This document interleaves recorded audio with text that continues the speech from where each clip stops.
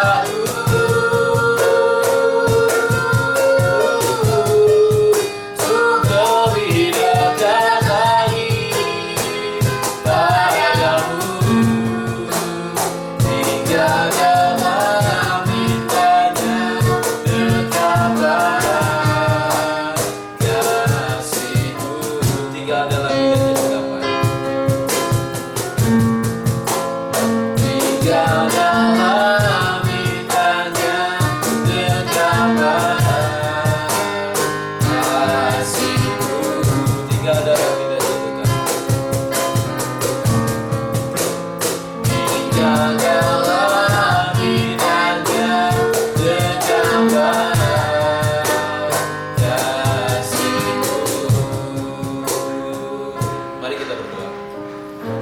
Yesus yang baik, terima kasih ya Tuhan untuk kesempatan pagi hari ini Bapak. Kami akan memulai Tuhan ibadah kami. Biarlah Engkau yang memimpin setiap kami ya Tuhan. Terima kasih Bapak untuk kesempatan pagi hari ini. Ini semuanya karena kasih dan anugerah-Mu saja Tuhan. Kami dapat berkumpul bersama-sama untuk melaksanakan chapel ini Tuhan. Terima kasih Bapak, kami sambut berkat-Mu hanya di dalam nama-Mu Tuhan Yesus. Kami berdoa. Amin. Mari kita akan mendengarkan firman Tuhan yang akan disampaikan oleh hambanya. Namun sebelum itu kita akan nyanyikan satu pujian seperti Nusa Rindu Sungai. Biarlah setiap hati kita mendudukkan akan firman.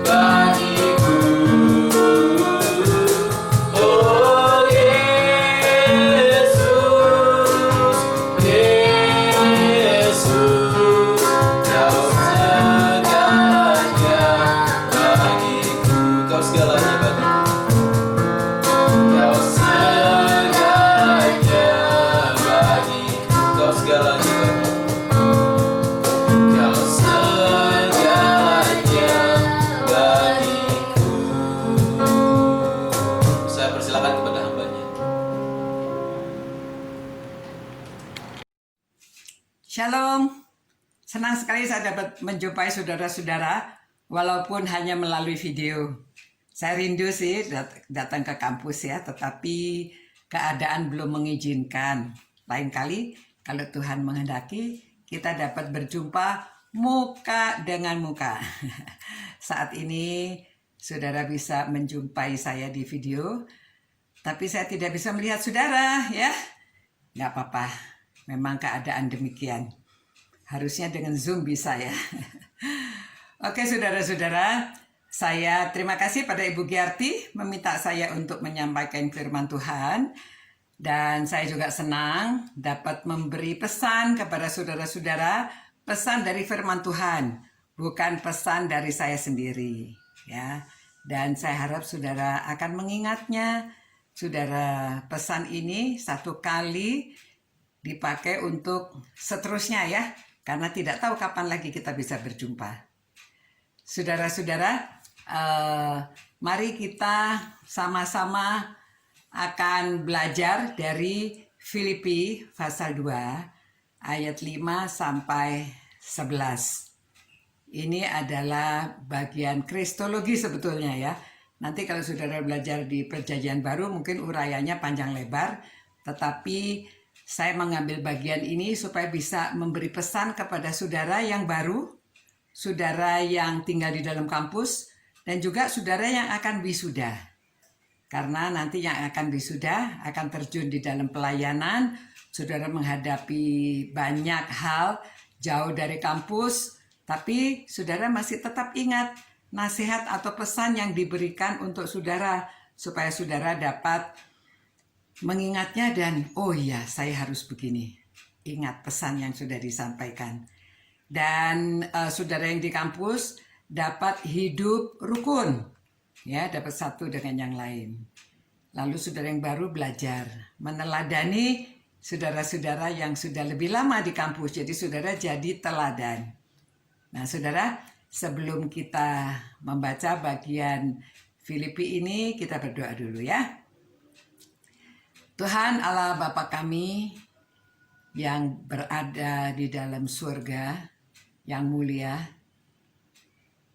ya Roh Kudus, kami mohon kiranya Engkau yang mengurapi hamba-Mu yang penuh dengan kekurangan ini supaya dapat menyampaikan firman-Mu. Karena ini kata-kata dari Engkau, biarlah dapat membekali para pendengar, khususnya para mahasiswa. Dan Engkau menolong, Engkau menyertai juga para mahasiswa dan semua yang mendengarkan firman-Mu ini supaya diberkati. Karena firman-Mu sudah berbicara, biarlah kami menerimanya. Demi nama Tuhan Yesus kami mohon semua ini. Amin. Amin. Saudara-saudara, dari Filipi pasal 2 ini sebetulnya ditulis oleh Rasul Paulus. Latar belakangnya karena dia menulis surat ini ingin mengucapkan terima kasih. Orang Filipi sangat mengasihi dia. Nah, dia sedang di dalam penjara.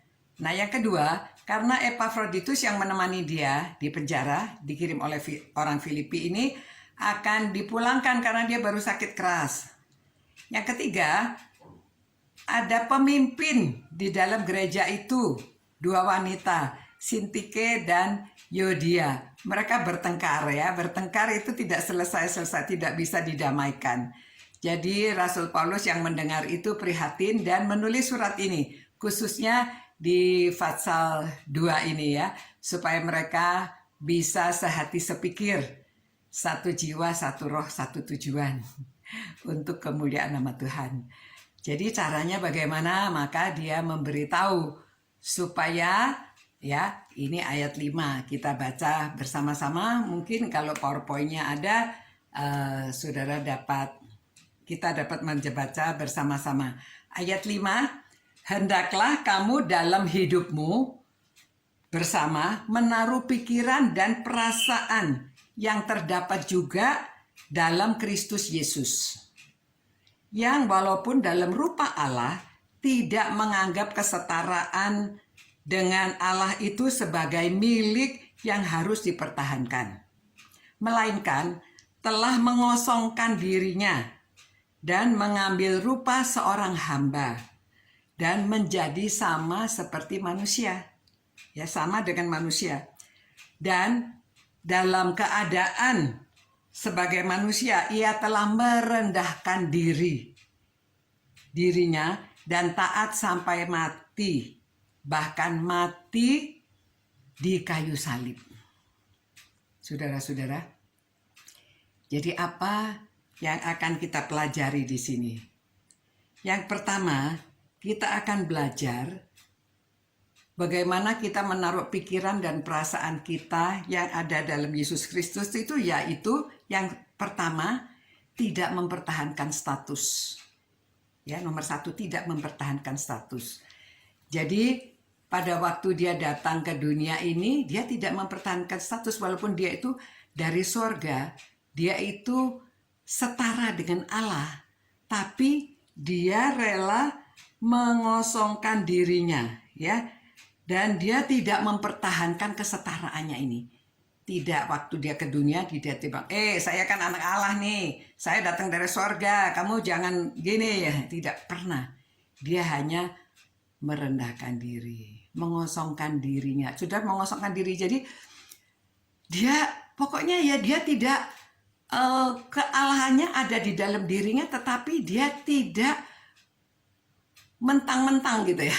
Dia tidak selalu mengingat latar belakangnya, statusnya, tetapi dia mengosongkan dirinya. Ya, tidak menganggap semua keistimewaannya itu dia buang, dan dia menjadi hamba, ya, dalam rupa seorang hamba, menjadi sama seperti manusia.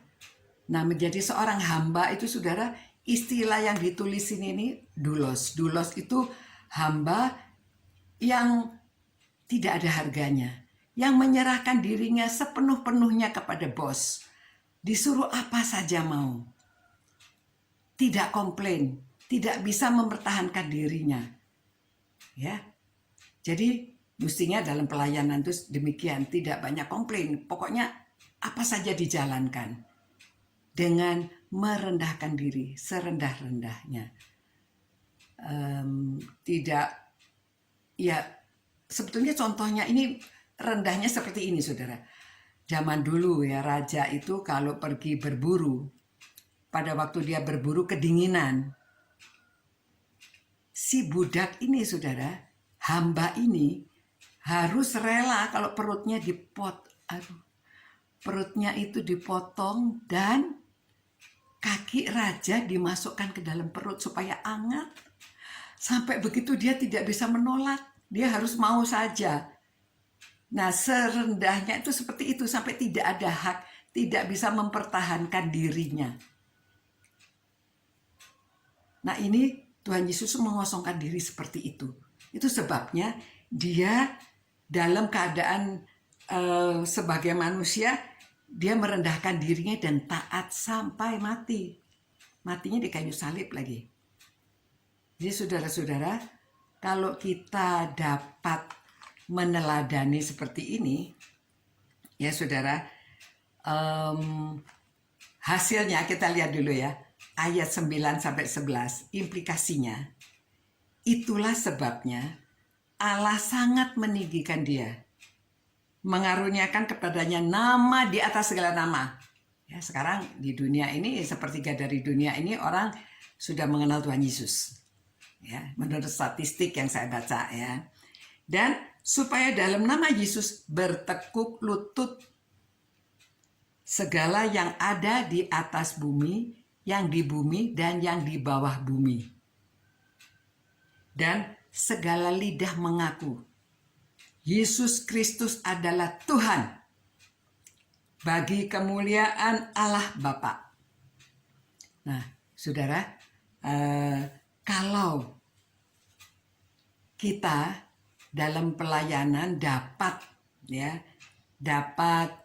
merendahkan diri, menaruh pikiran kita seperti Kristus, jadi kita tidak mempertahankan status, tidak mentang-mentang jadi mahasiswa nanti mengatakan, oh saya ini sudah jadi sarjana kok tidak dihargai, atau pada waktu kita di gereja tidak diberi pelayanan, atau kalau diberi pelayanan yang sederhana jadi guru sekolah minggu, jadi mungkin penyambut tamu atau ya sesuatu yang saudara pikir itu rendah, tidak ada pelayanan yang rendah.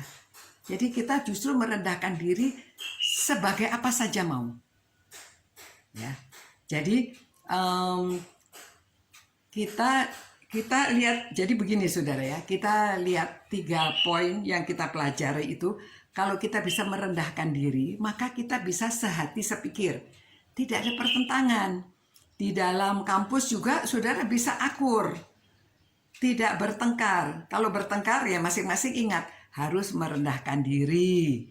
Kalau dia merendahkan diri maka dapat ya saling memaafkan. Ya, ingat taruh pikiran dan perasaan Kristus apalagi. Jadi saudara bisa ingat demikian, maka saudara dapat menjalankan pelayanan, dapat menjalankan kehidupan di dalam kampus itu dengan damai, tidak ada pertengkaran, ya. Apalagi tidak mempertahankan statusnya, siapa dirinya, melayani dengan sepenuh hati. Nah, saudara-saudara, walaupun ini tidak mudah, jadi kita perlu berlatih, ya. Jadi saudara dapat mengerti, dapat sehati sepikir. Kedua, saudara bisa mengerti orang lain dan saudara juga dapat dimengerti. Karena saudara rendah hati, merendahkan diri, menyamakan level saudara dengan orang yang saudara layani, ya. Jadi menyamakan diri, merendahkan atau meninggikan. Bukan meninggikan diri untuk sombong, tetapi ya orang yang saudara layani itu seperti apa ya kita levelkan, mengosongkan diri, jangan mengingat latar belakangnya. Ya, jadi itu sebabnya bisa diterima dan bisa menerima, bisa diterima dengan orang yang kita layani. Nah, dengan demikian maka nama Tuhan ditinggikan. Orang akan memuji saudara, memuliakan nama Tuhan. Oh, orang-orang yang melayani ini begitu rendah hati. Paling indah kalau bisa rendah hati, saudara. Karena dengan rendah hati itu, orang akan melihat Tuhan di dalam diri kita. Orang akan memuliakan Tuhan. Ya, orang kalau dibandingkan misalnya melayani seandainya khotbahnya itu dikatakan kurang bagus, tetapi kalau kita rendah hati, kita dapat melayani dengan baik, orang senang, orang dapat menerima kita. Kita suka kunjungan, kita mau melakukan pelayanan yang apa saja yang diberikan, orang menghargai dan menghormati kita. Ya, dan saudara, dengan demikian nama Tuhan dimuliakan. Orang waktu kita bersaksi tentang Tuhan Yesus, orang bisa menerima Tuhan Yesus karena dia dapat mengasosiasikan dirinya. Dia bisa percaya karena orang yang melayani itu seperti saudara. Orang yang melayani rendah hati. Jadi saudara, saudara sudah menerima dalam kepala saudara, sudah tahu bahwa kita itu harus menaruh pikiran dan perasaan yang ada di dalam Kristus, ya. Jadi saudara itu sudah masuk dalam kepala, harus turun ke hati, ya. Turun ke hatinya rendah hati, ya. Dalam head masuk ke heart. Dalam heart itu sudah merendahkan diri karena ada Roh Kudus yang menolong saudara. Dan kemudian cara saudara, metode saudara melayani yaitu dengan inkarnasi. Inkarnasi tahu ya, jadi menyamakan diri dengan orang yang kita layani. Itu metodenya. Ya, jadi kalau orang kalau melihat orang angkat-angkat barang, jangan diam saja, kita bantu. Kalau melihat ada orang, kita di rumah orang sedang membersihkan sesuatu, kita tolong. Kalau habis makan, mereka mencuci piring, kita cuci piring. Ya, jadi merendahkan diri itu begitu, melakukan apa saja supaya orang melihat, wah orang ini luar biasa ya. Jadi mereka akan senang, saudara dapat menyenangkan hati orang, orang akan menerima apa yang saudara sampaikan. Orang percaya pada saudara. Dan dengan demikian saudara biasakan. Dengan inkarnasi itu sudah laksanakan dengan hand, ya, menjadi terus-menerus dibiasakan menjadi habit.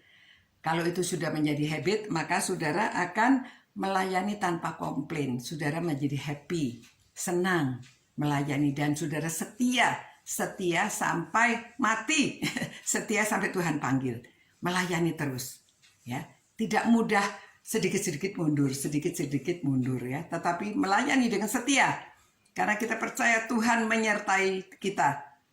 Tuhan Yesus sudah memberi teladan bagi kita. Dia setia sampai mati, bahkan mati di kayu salib. Nah saudara, jadi sekarang apa homeworknya? Apa pekerjaan rumah saudara setelah saudara dengar firman Tuhan? Satu ke dalam, satu keluar, ya. Untuk ke dalam diri saudara, evaluasi diri, saudara membuat jurnal, dicatat. Apakah saudara bisa rendah hati? Apakah saudara bisa merendahkan diri? Pada waktu saudara ada berselisih paham dengan orang, apakah saudara dapat mengatasi? Ya, saudara buat catatan, karena penting. Kapan saudara berhasil, kapan saudara gagal, saudara tulis. Ini dalam pelayanan ataupun di kampus. Nah, yang kedua, untuk keluar, saudara belajar bagaimana mendamaikan orang. Kalau saudara sendiri bisa berdamai dengan orang, nanti saudara bisa menolong orang mendamaikan. Karena orang yang mempunyai hati bisa mendamaikan, itu yang disebut anak-anak Allah, ya. Jadi saudara-saudara belajar supaya di dalam pelayanan saudara berhasil, saudara tidak komplain, saudara dapat melaksanakan dengan baik. Tuhan senang, hati saudara menyenangkan hati Tuhan dan menyenangkan hati sesama. Dengan demikian saudara dapat berhasil di dalam pelayanan. Amin. Mari kita berdoa. Tuhan, kami menyerahkan semua orang di tempat ini ya Tuhan, yang sudah mendengarkan uraian firman-Mu, dapat meneladani Yesus Kristus, tidak mempertahankan status. Mereka mau melayani dengan cara inkarnasi, mengosongkan diri dan melayani dengan baik, supaya nama Tuhan dimuliakan. Dan orang mau mengaku Yesus Kristus sebagai Tuhan dan Juru Selamatnya. Itulah kerinduan kami Tuhan. Berkati Tuhan, sertailah kami semua agar kami menjadi hamba-Mu yang setia. Setia sampai Tuhan panggil kami. Kami mau melayani kemana saja sudah Tuhan utus kami. Dan kami menjadi hamba-Mu yang rendah hati dan melayani setia sampai Tuhan panggil. Dalam nama Yesus Kristus kami berdoa. Amin. Sampai berjumpa saudara-saudara. Saya harap saudara kalau ada waktu dapat ke Sukabumi mengunjungi saya. Kedua, saudara, saya mau membagikan buku karakter hamba Tuhan. Silakan Ketua SEMA mencatat siapa yang belum punya buku itu. Nanti dikirim ke Ibu Giarti, sampaikan kepada saya. Kalau ada yang ke Sukabumi, saya akan titipkan buku itu bagi saudara semua. Sampai berjumpa pula. Tuhan memberkati saudara. Ciao. Mari kita akan meresponi firman Tuhan. Kita akan nyanyikan satu pujian. Saat ku menyembah, biarlah setiap hati kita sungguh-sungguh menyembah Dia.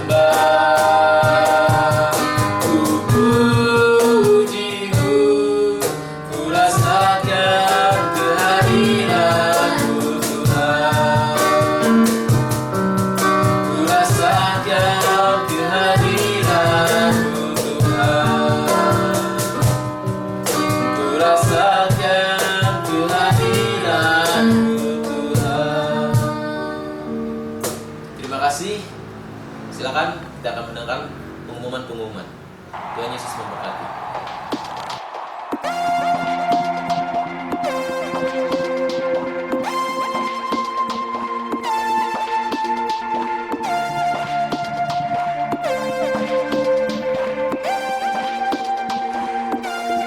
Lewati siang dan malam,